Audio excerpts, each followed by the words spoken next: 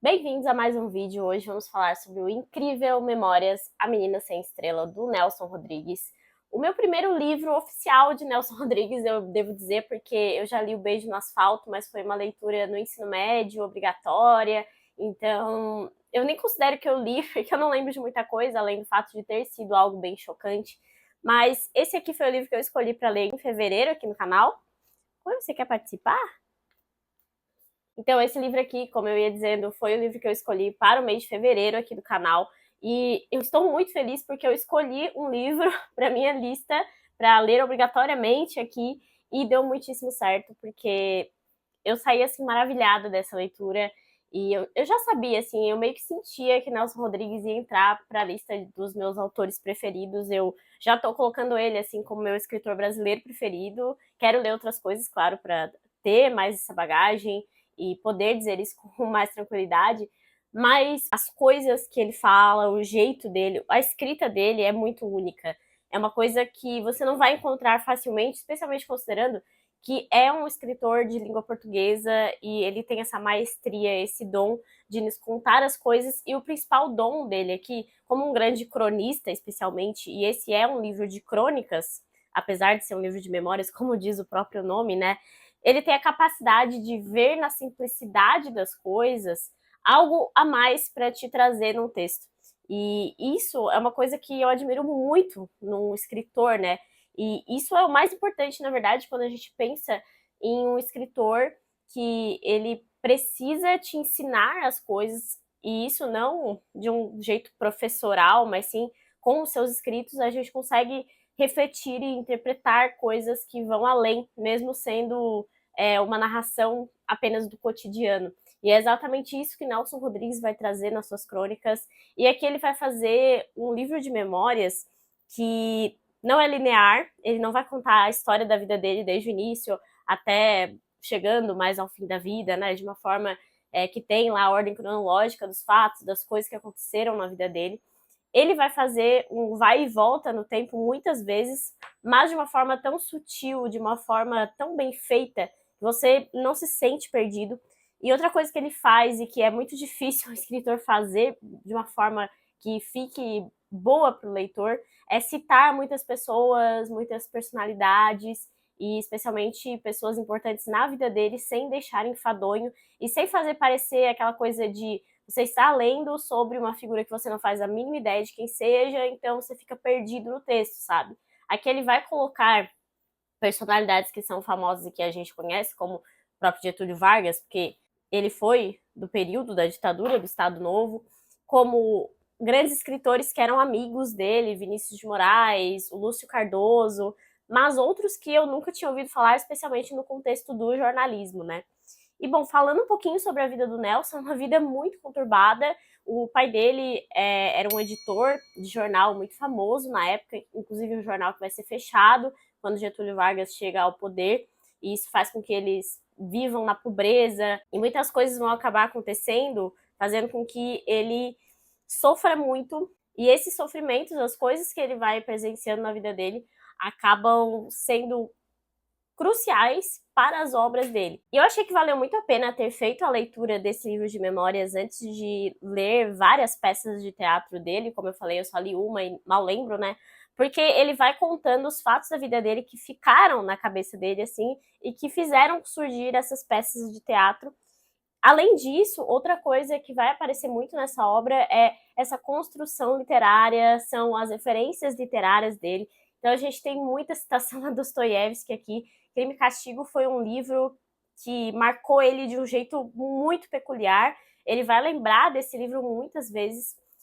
Fora que a vida da família do Nelson Rodrigues assim já é um negócio muito fascinante. Para começo de conversa, o estádio Mário Filho, o Maracanã, se chama Estádio Mário Filho por conta do irmão do Nelson Rodrigues, que foi assim praticamente o jornalista esportivo que mudou a cara desse tipo de jornalismo, né?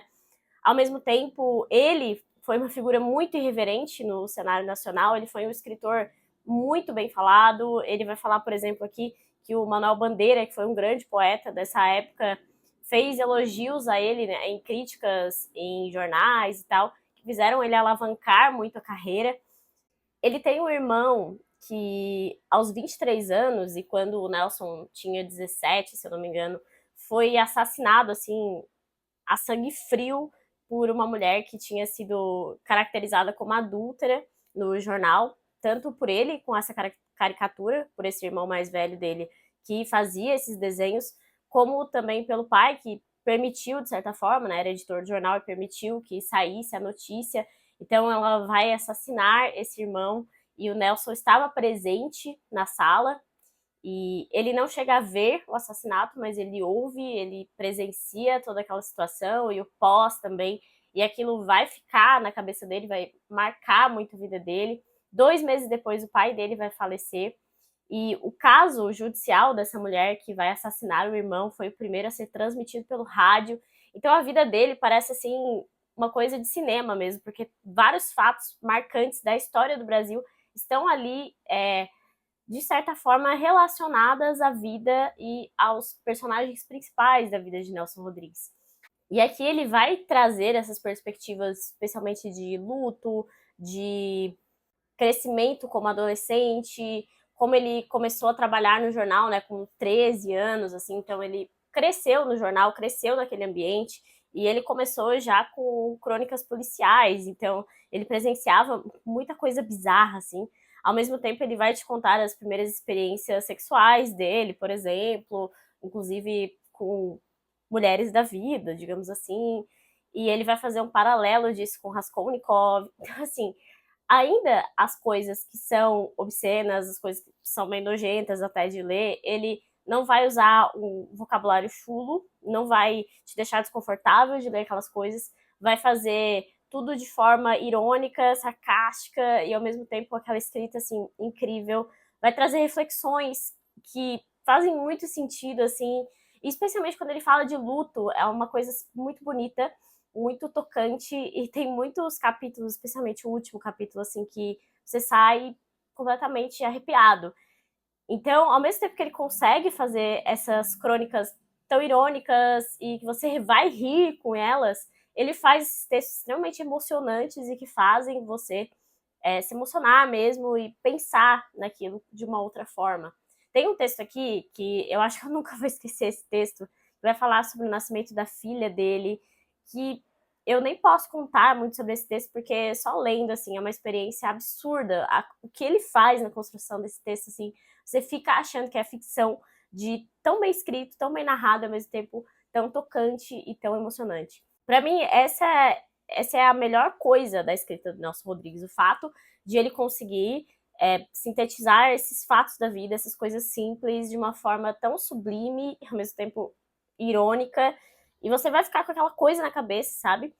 Ao mesmo tempo, esse livro fluiu para mim de um jeito muito rápido, muito absurdo, assim, porque ele é todo feito de crônicas de 3, 4 páginas, tem espaço entre os parágrafos aqui, então ele é um livro, assim, que vai voar na leitura, sabe? Apesar de ter pouco mais aí de 300 páginas, para mim foi uma leitura que voou. E a partir do momento que eu fechei esse livro, eu fiquei com vontade de ler absolutamente tudo que Nelson Rodrigues já escreveu na face da Terra. Então eu achei que foi muito bom começar por esse livro de memórias dele.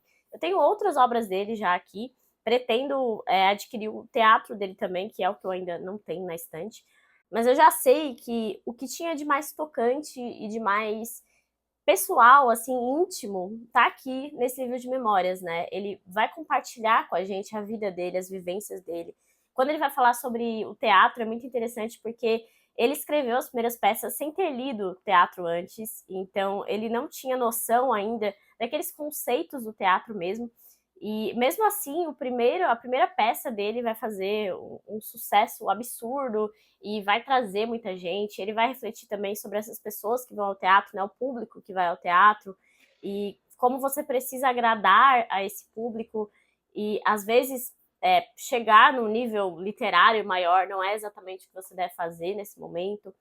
E só depois, então, que ele vai fazer essa estreia com bastante sucesso, que ele vai atrás de ler, por exemplo, Shakespeare e tal. Antes ele tinha mesmo uma bagagem mais do romance e da poesia.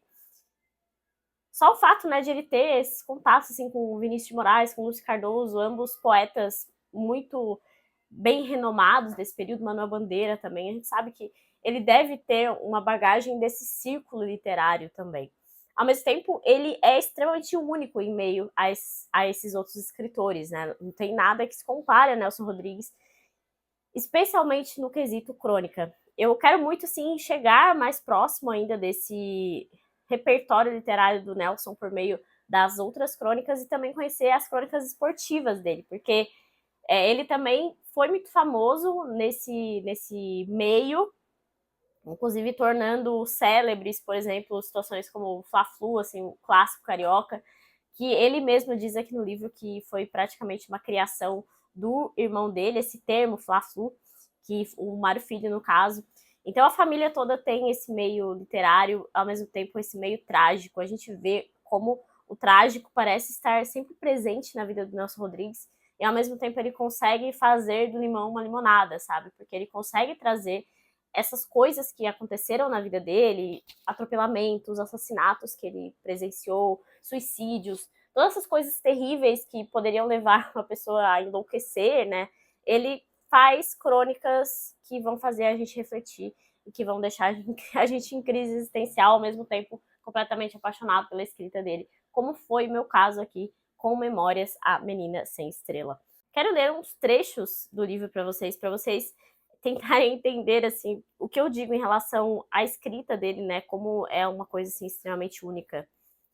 Nós sabemos que o sujeito mais livre do mundo é o leitor. Nada interfere no pudor, na exclusividade e na inocência de sua relação com a obra de arte. Está só, espantosamente só, com o soneto, o romance ou com o drama. Já o espectador é o mais comprometido, o mais impuro e, por outra, o menos inteligente dos seres.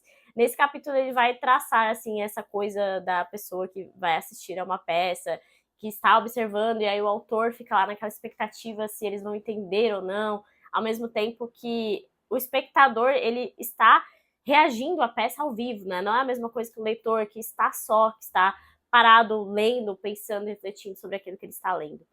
Sobre Crime e Castigo, como eu falei, uma das grandes referências de Nelson Rodrigues aqui. Garoto, eu também via na prostituta o Halo dos Suicidas. Acabava de ler Dostoiévski, mas não apenas Dostoiévski. Também passaram os olhos em Dumas Filho, e além disso, as letras dos fados falavam nas filhas da desgraça. O livro que mais reli na minha vida foi Crime e Castigo. Ainda hoje, acho que o gênio do leitor é ler pouco e reler muito. Isso é uma frase de algum outro escritor famoso, né? Não estou lembrando agora qual é. Eis o que eu queria dizer. Durante muito tempo, Sônia de Raskolnikov foi minha paixão exclusiva. Eu ia ao Mangue buscá-la. Mangue é esse lugar onde ficavam as prostitutas concentradas ali, né? Sabia de cor falas inteiras do assassino e da prostituta. No livro, ele pergunta a Sônia: como é que você suporta essa vida? Ela baixa a cabeça, nem responde. Raskolnikov faz nova pergunta e mais desesperada: por que você não se mata de uma vez? Sônia ergue o rosto. A ideia de morrer a embeleza, mas logo recai na angústia. Diz por entre lágrimas: e eles? E eles? Sim, que seria dos irmãos, da madrasta tuberculosa, do pai bêbado, não esquecendo o aluguel atrasado? Acreditei piamente que Sônia, textualmente a Sônia do livro, estava no mangue, de preferência na rua Benedito Hipólito, à minha espera. E lá ia eu quase sempre aos sábados, e questionava as pobres meretrizes como um Raskolnikov. Na primeira vez fiz a pergunta do livro: como é que você suporta essa vida? Imaginava eu que íamos conversar uma meia hora no mínimo. A pequena, que estava tirando um brinco barato, virou-se com a divertida surpresa. Pausa e espero a resposta. Insisto. Você de vez em quando não tem vontade de se matar? Coçando a cabeça com um grampo, disse: meu filho, hoje é sábado, dia de movimento. Vamos, vem. É muito sensacional. Como ele sempre vai relacionando assim essas coisas simples da vida com tanto referências literárias como reflexões, como já falei para vocês. Sobre o Mário Filho e o nome dado ao Maracanã, né? Maracanã jamais foi Maracanã, ou por outra, como acontece com os homens, o estádio também recebeu um nome errado. E foi preciso que Mário Filho morresse, de repente, numa madrugada de setembro, para que todos percebessem a verdade jamais desconfiada. O Maracanã era Mário Filho e não Maracanã, e devia ter se chamado Mário Filho antes da primeira estaca, e quando era apenas um sonho riscado no papel. Sempre que penso em meu irmão Mário Filho, é como se ele morresse de novo. Esse capítulo é bem pesado, assim, no final dele, especialmente. E tem muitos momentos pesados, especialmente quando ele fala sobre o luto mesmo. Outra coisa que é bem tocante, e ao mesmo tempo ele traz toda a ironia e a graça mesmo é quando ele acaba sendo internado num hospital, assim, que é chamado de sanatorinho, porque ele tá com tuberculose. E parece que a tuberculose, assim, era um negócio absurdo naquela época, assim, e o pessoal era internado já pra morrer. E alguns outros momentos ele também vai ter algumas doenças em que ele sente, assim, que tá pra morrer, ele vai falar sobre os amigos que não vêm visitar ele vai falar sobre esse percalço todo que ele teve no jornalismo, como esse momento que eu falei pra vocês, né, de quando o jornal do pai dele é fechado pelo Getúlio Vargas, e quem vai dar uma chance pro Nelson Rodrigues vai ser justamente o Roberto Marinho no jornal o Globo. Então o Roberto Marinho foi responsável, assim, pela possibilidade de Nelson Rodrigues ter uma carreira jornalística mesmo na época. E ele vai te contando tudo isso e trazendo essas coisas da infância dele ao mesmo tempo, vai tratar sobre o pudor e sobre esses acontecimentos mais importantes da vida dele realmente.